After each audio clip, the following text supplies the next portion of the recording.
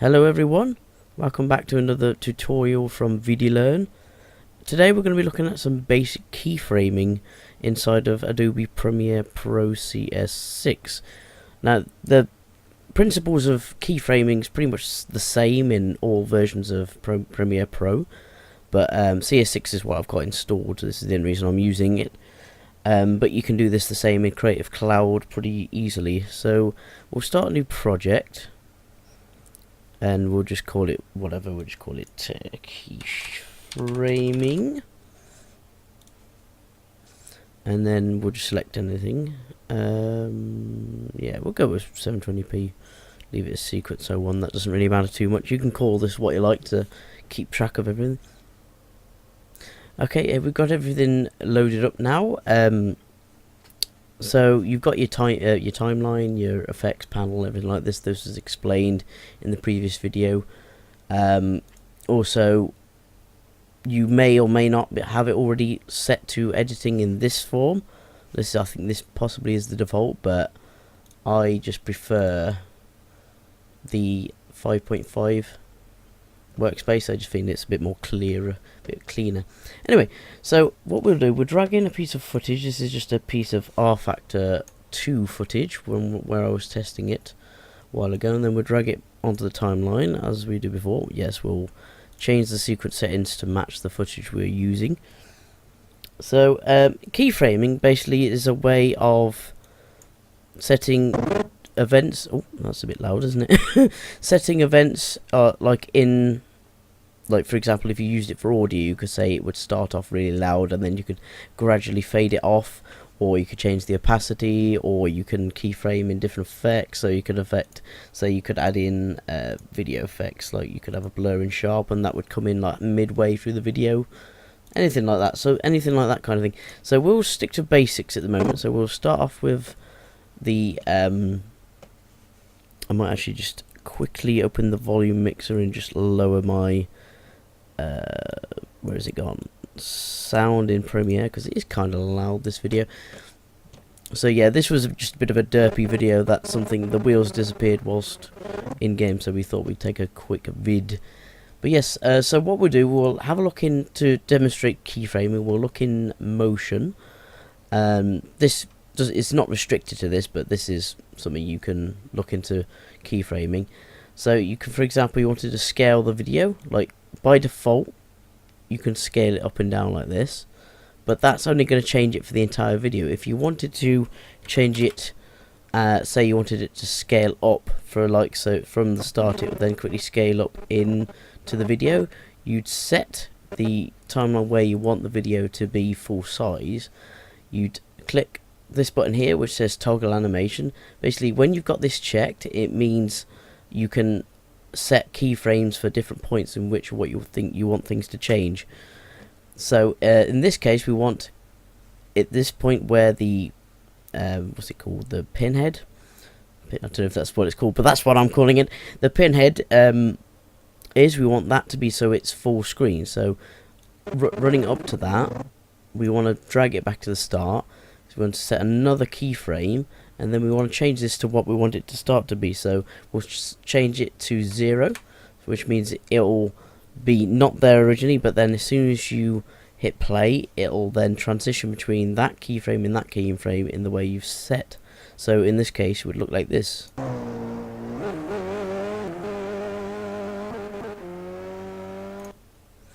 So there isn't just limited to keyframing like actual video events and stuff. You can use audio as well. So you can use audio, set this back to, if you want an easy way of setting it so you wanted this timeline to be exactly where you want this one to be, just hit the back arrow and it will go straight to that keyframe there. So then say you wanted the volume to start off quiet and then gradually get louder. So at the point we want it to be normal volume, we'd leave it as 0 decibels, which means it's just the original audio from the video, nothing added, nothing taken away then. So then you drag it back to the start again to match this keyframe here, and then you set it to, you can either, you don't have to click keyframe, I do just to make sure, but then if we set this to the lowest it can go, I think, which is like -200, yeah, minus 200 odd, so that means it'll basically be non-existent. There'll be no audio, and then through the same transition period that this is transitioning, it'll then change into go gradually from quiet to loud. You can do the same with video effects as well. So say if we want I don't know, let's say we want blur. Yeah, we'll have a Gaussian blur. Where is the Gaussian blur? I've lost the Gaussian blur. Say we want a Gaussian blur on the video, so we drag the effect into here. I'll talk a bit more about effects in another video. But say we want this effect to then, say, halfway through the video, say we want it to then blur for some apparent reason, is if you'd want it to, but this is just a demonstration. So we'd set the keyframe here. We set the level. That is wrong. Don't set a keyframe there. No, set a keyframe. I've fucked up already.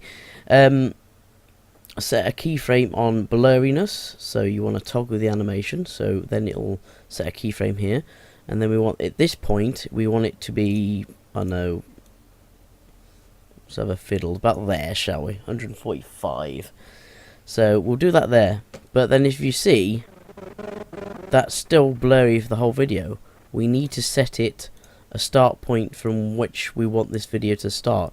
But rather than having to set, like, say, a keyframe one frame before this, what we can do is actually right click the keyframe, actually the keyframe itself, yeah, and then specify a type. So linear basically means it'll, like a line, it'll go between one keyframe and the other keyframe. So say if you had like the brightness up here, for example, say if you would visually look at this, then you can see what I mean. There's a line between the two keyframes, which basically means it goes from 0 to being 100 over that time frame over a linear path. The same not actually, oh yeah, that's velocity, don't worry about that. So here, so that would be linear. The one we're looking for though is hold. Basically what hold does is when you have a keyframe before, so we'll set a keyframe at the start like we normally do and set this to 0. Basically what it'll mean is it'll hold the first keyframe state until we hit that point. Then it will quickly change to blurred and then carry on. So then if we play this video back again, if I expand this, you get a better look of it. See, it's holding that same position until it then jumps to where the keyframe is. It quickly jumps to what it should be. So if we now play the video again,